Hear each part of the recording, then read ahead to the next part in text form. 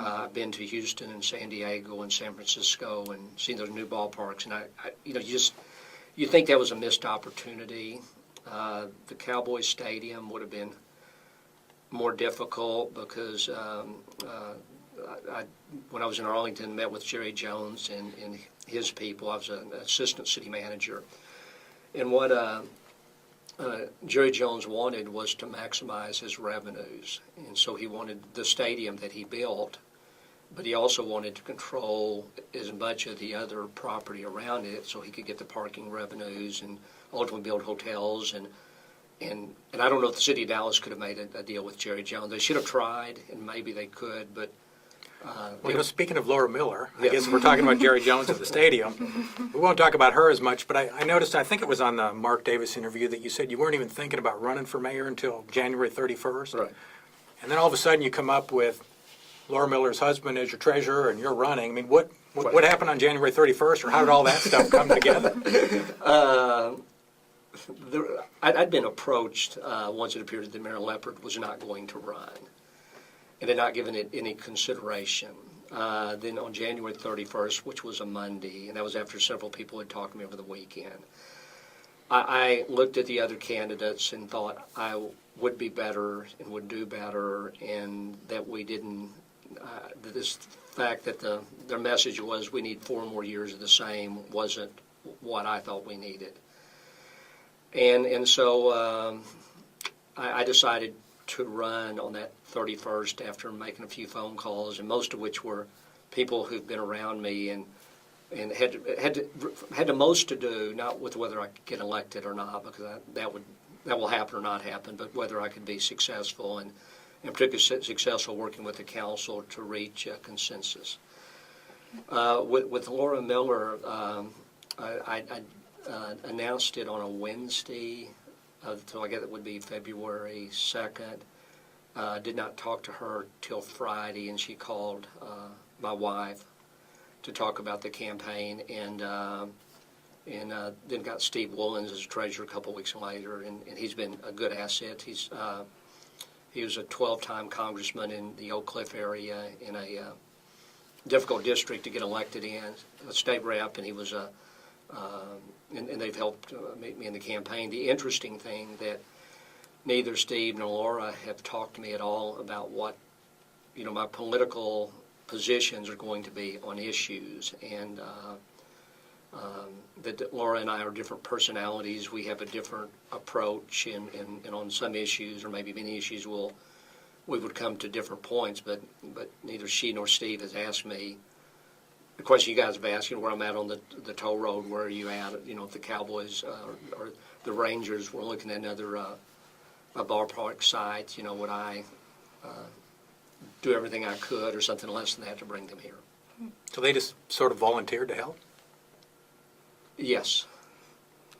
Yeah, Steve Wolens actually expressed interest and talked to him about being the campaign treasurer, and he was excited about that.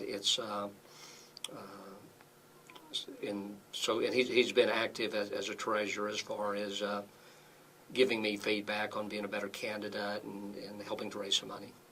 Is that their role, is to help you raise the money then? Or? Probably more of that than, we have not talked about platforms or where I'm out on issues a single time. It's, Steve has wanted me to be a good candidate, and I've never thought about running for elected office, so it's different in a lot of ways being a police chief.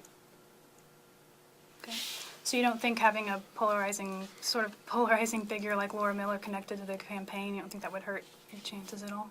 Well, everybody is, the minute you run and take a position on issues, you're going to get people who are opposed. I've got a little frustrated in the one forum we had so far because, the way the candidates are trained, if you ask me a hard question, then what I'm supposed to do is acknowledge the question, say, that's a good question or that's a difficult question. And then my answer is that I was a police chief in Dallas for 6 years and crime went down. It doesn't, if you ask about and that frustrates me because I don't want to do, I think I respect Steve and Laura and what they bring to the campaign, and I believe they're going to help more than hurt.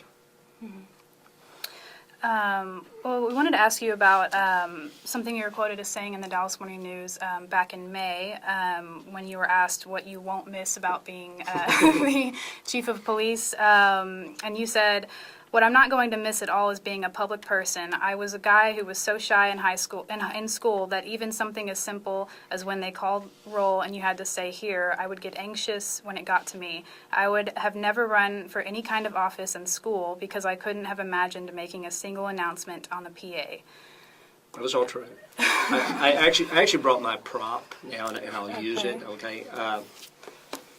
The book Good to Great, which is one of the most popular management books ever, they talk about, based on the research they did, that the most important thing they found with successful companies was leadership. But the leadership didn't look the way that they thought it would. The people that ran the most successful companies were people they said were socially awkward, charismatically challenged, very shy people, and they described it essentially two parts: humility plus will equals success.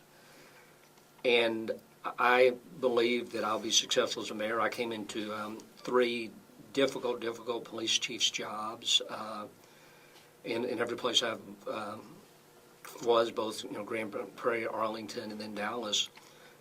Was viewed as turning around those departments, and I can do the same thing as mayor. It's I'm not I acknowledge that I'm not going to be the best politician on the circuit. I hope to have a message that people believe in, and the fact that what I say I'm going to do, that I'll actually do.